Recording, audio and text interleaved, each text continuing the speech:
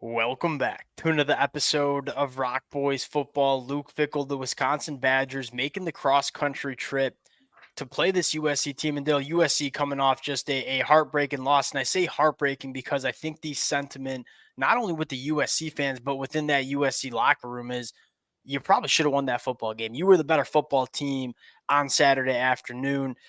Dill, I'm going to start with this. And this is just a vibe feeling that I'm getting from this USC program. Having followed the program pretty closely, as many of the USC fans know, having listened to Lincoln Riley's press conference, I believe in this team to rebound. And last year, I don't think a lot of USC fans had that belief. I certainly didn't have that belief. This team just feels a little bit different. You're seeing plays like Woody Marks going out, punching the ball out of Kenneth Grant's hands, making plays.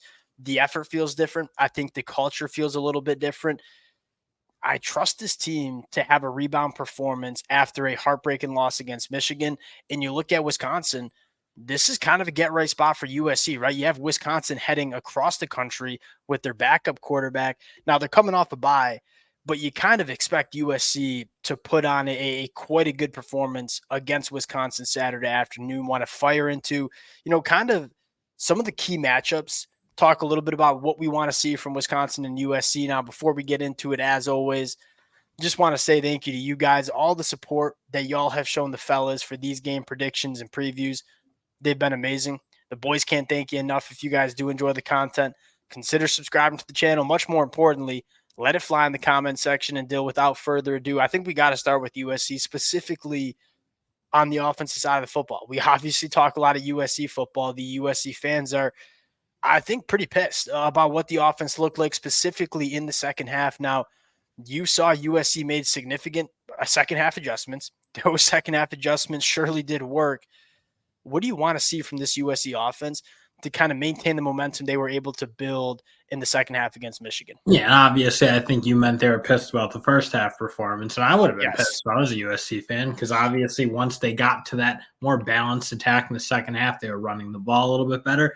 Things started to open up. I think you slowed the Michigan pass rush down, and obviously, I don't think Wisconsin necessarily going to be coming with the same heat that Michigan has. No.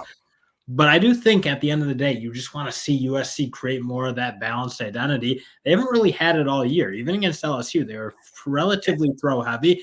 I think, again, you look at this Wisconsin team, very thin in that defensive tackle room, especially with James Thompson's injury. I think USC should really take this opportunity to try to impose their will and at least make Wisconsin stop the rushing attack. They couldn't really do it against Alabama. Now, Alabama is certainly a more physically imposing team running the ball than USC. But USC, again, I thought once they got to that rushing attack, we're doing a pretty good job, especially on the interior, moving Michigan off the ball, getting up to linebackers. They at least need to make Wisconsin stop that and then try to work in some of that air attack. But they got to be So balanced. I think it's fair to say that Alabama is more physically imposing than USC, because I don't think there's a more physically imposing offensive line. Like, those guys they're just monsters for Alabama. Not great in pass protection, but monsters in the run game. Dill, I think USC is kind of built similar. Like, this USC offensive line, at least the way I look at it, is they're kind of road graders up front. For all the struggles that Elijah Page had in pass protection and Mason Murphy at times, these dudes can move people off the line of scrimmage. That's what frustrated me the most. And we kind of talked about it heading into 2024, expecting a little bit more balance post Caleb Williams. I look at my numbers, 36% rush rate. That's 128th in the country. We're seeing the same thing that USC did in 2023. And look, I get it. Like, Miller Moss is a dude. I want him slinging the pill a lot as well. You have some dudes on the outside that I think need to play a little bit better, but the talent is there. But you mentioned balance, because if you're throwing the football almost 70% of the time, what are the edge rushers starting to do? They're just pinning their ears back and getting after the passer. If you don't have a semblance of a rushing attack or show that you're not willing to run the football, guys like Josiah Stewart and Derek Moore are just pinning the ears back in the pass rush. And so you got to have some semblance of the run game to slow the pass rushers down. It's going to, one, I think, help this offensive line get a little confidence, because I think they run block better than they pass block.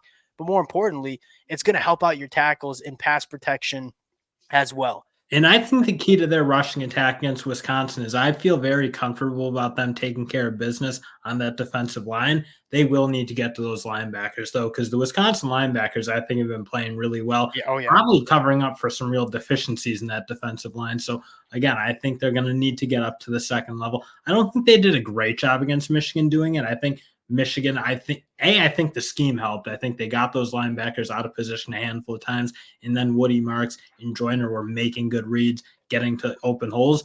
But I think this game, especially given how how active I think these Wisconsin linebackers are, and how much of a better chance I think that USC will have to get up to them without having to deal with the monsters that Michigan's defensive or interior defensive line was posing.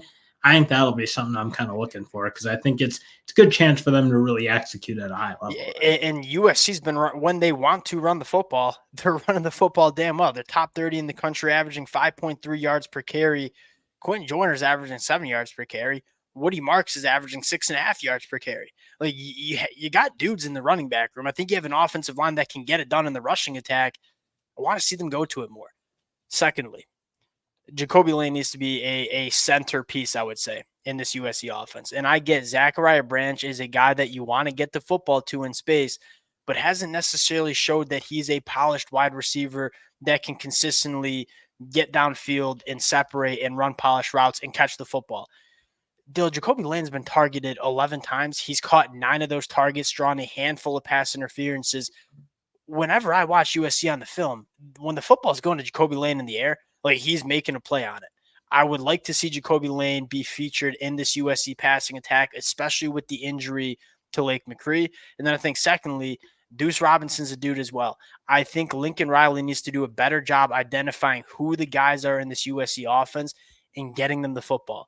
But honestly, that kind of starts with the pass pro being a little bit better because they're running more long developing routes down the field. And obviously, Zachariah Branch has been getting a lot of work, especially in that Michigan game because the ball was really hot, had to come out quickly.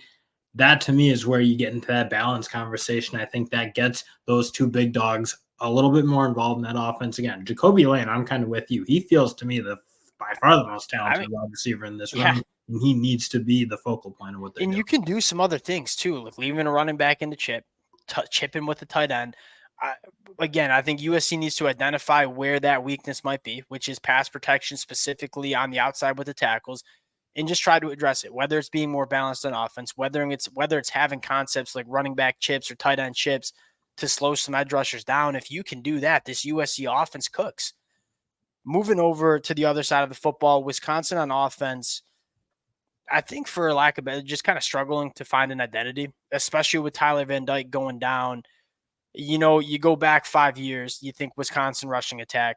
They're only running the football 55% of the time. They're only running it for 4 yards per carry, which is 81st in the country. The offensive line doesn't seem to be as physically imposing. And then when you want to throw the football, you kind of got your backup quarterback who I think can play. Like that was a quarterback competition in fall camp. But I think more concerningly, outside of Will Pauling, who's a dude, and we'll talk about, how many other guys are kind of scaring you in this Wisconsin pass catcher room? Will Pauling's gone for 190 yards throughout the first 2 games. Outside of that, they don't have a receiver who's over 100 in the first 3 games. I think if you're Wisconsin, you're looking to find some sort of identity on offense here. Yeah, I think the lack of the tight end position's been killing this Wisconsin offense for a couple of years now. Because again, you still look, I think they want to be able to base what they're doing off the run game. And frankly, I thought they were okay against Alabama, especially early in that football game. A couple of penalties, fumbles, those kind of hurt them. But I thought they were doing a pretty good job against a really, really tough Alabama front. So I think they can get to something. It's going to be, kind of getting that second level going and being able to work off it. And again, the lack of playmaking ability outside of Will Pauling, who's awesome, and USC is going to have to find a way to deal with him. I think that's been probably the most disappointing part of this Wisconsin offense for the past few years because, again, I think their offense line was bad last year. It looks a lot better this year. I think they have improved that spot, but they don't really have much else besides that. And in the running back position, I think it's got to be a little bit more consistent. 100% agree. Now, you look at this USC defense. Look, you look at the overall numbers, 15.7 points per game allowed. That's 20th in the country. It's frustrating because all this week we're going to hear the national media talk about this USC defense being the same old defense, soft, not being able to tackle. As Michigan fans, we watched this game, probably 4 times back since it happened on Saturday afternoon. It was 3 plays. I think the USC fans know that too. 2 of the plays were, and this is important, like the safety, specifically Kamari Ramsey and Achille Arnold, they got to be better with their angles. Like at some point, and the USC linebackers were pretty money with their run fits. I mean, Eric Gentry is playing like an All-American. We said it this morning, still believe it after watching that football game again. But the linebackers aren't going to fit the run every single time perfectly. And there are going to be times where running backs get to the second level relatively clean. The safeties need to come up and tackle. And I know you want them to be aggressive, but I agree with you. At the end of the day, you're playing safety. When your linebackers are being that consistent, like you shouldn't have 3 giant plays. The 3 plays that were bad run fits by the linebackers were the 3 plays that they should have probably only went for 15 to 20. They all went for 50 plus, 2 touchdowns, and 1 obviously run that changed the football game. And then 1 you just got to make your tackles. And USC knows that.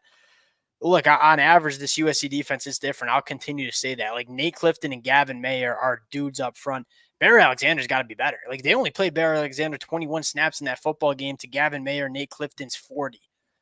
I don't know what it is. I think I do know what it is. It's a lack of consistency. And we kind of said it last year. Like there are flashes from Barry Alexander, but there are also plays that cost you football games. If he's not willing to be consistent, then he ain't playing for USC. And I think Dan Lynn's shown that. Like this is the most talented defensive lineman on USC. He played 21. He's playing with the backups. Against Utah State, he was running the 4th quarter with the walk-ons. So you want to see Barry Alexander be more consistent. But on average, I think this USC defense has gotten a lot better. And again, the secondary didn't get tested against Michigan. But I think the secondary has been pretty dang solid against an LSU passing attack that can move the rock. Let's get into the pick here, Dill. USC home favorites, 14.5 points. Where are you going with this one? I love USC. I'm just really concerned about this Wisconsin offense. And again, I don't think it would, like, even with Tyler Van Dyke, you still certainly had your questions because it hasn't quite clicked with Phil Longo yet. Again, I still think you got like a clash of styles, if you will, from what Wisconsin has personnel-wise and what Phil Longo wants to go with. And I think at the end of the day, this offensive line needs to get more dominant. I think, again, they're on the right track. They're playing better than they played last year, but it's still not physically manhandling teams like Western Michigan, which they really should be able to. So given that and given how much more physically imposing USC's been on the defense side of the ball, I don't really see where this Wisconsin team hurts them. And I'm really, really worried about Wisconsin up front on the defensive line because they were horrible against Alabama. Yeah, I'm going to go USC 2 bounce back game. Like I think this team's probably going to come pretty ticked off. But I think more importantly, I think USC will be able to put up some points. And I just kind of like you said, Wisconsin has constructed this team over the last decade to be a 12 personnel team and running the football. And now they're trying to spread you out and just they're struggling with trying to find a new identity, but not having the personnel to implement that identity. I'm going to go USC here too, covering the 14.5 points. Feel pretty good about it because I think this USC team can move the rock a lot. We'll close it out there. Appreciate you guys rocking with the fellas. Again, if y'all do enjoy the content, consider subscribing to the channel. Appreciate you guys, and we'll talk to y'all later.